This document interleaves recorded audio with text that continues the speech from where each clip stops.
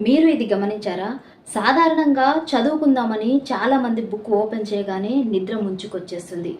అబ్బా! ఎప్పుడూ లేని విధంగా నిద్ర ఏంటి ఇంతలా వస్తుంది అనుకుంటాం. కొందరైతే ఆ నిద్రను ఆపుకోలేక బుక్కును పక్కన పెట్టేసి మరీ హాయిగా నిద్రపోతుంటారు.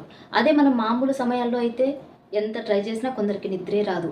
కానీ బుక్ పట్టుకున్నప్పుడు మాత్రమే, చదువుతున్నప్పుడు మాత్రమే ఎందుకు నిద్ర వస్తుంది? దీని వెనుక కూడా చాలా కారణాలు ఉన్నాయట. చదువుకుందామని బుక్ ఓపెన్ చేస్తే చాలామందికి కొద్దిసేపటికే నిద్ర వస్తుంటుంది.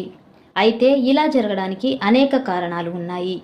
చదివేటప్పుడు నిద్ర రావడం అనేది మనం ఏ భంగిమలో కూర్చున్నాం, ఎంతసేపటి నుంచి చదువుతున్నాం అనే అంశాలపై ఆధారపడి ఉంటుంది. చదివేటప్పుడు శరీర కదలికలు తక్కువగా ఉండడం వల్ల కండరాలకు ప్రవహించే రక్త ప్రసరణ తగ్గుతుంది. దీంతో శరీరంలోని జీవకణాల్లో దహన చర్య మందగించి లాక్టిక్ యాసిడ్ రిలీజ్ అవుతుంది. అయితే మనం పీల్చుకునే ఆక్సిజన్ ఎక్కువ మొత్తంలో ఈ యాసిడ్ ఉపయోగించుకుంటుందట. తద్వారా రక్తానికి కావలసినంత ఆక్సిజన్ అందదు. అలా ఆక్సిజన్ తక్కువగా ఉన్న రక్తం మెదడులోకి ప్రవహించడం వల్ల కాస్త మగతగా అనిపిస్తుంది. అందుకే మనకు నిద్ర వస్తున్నట్టు ఫీల్ కలుగుతుంది.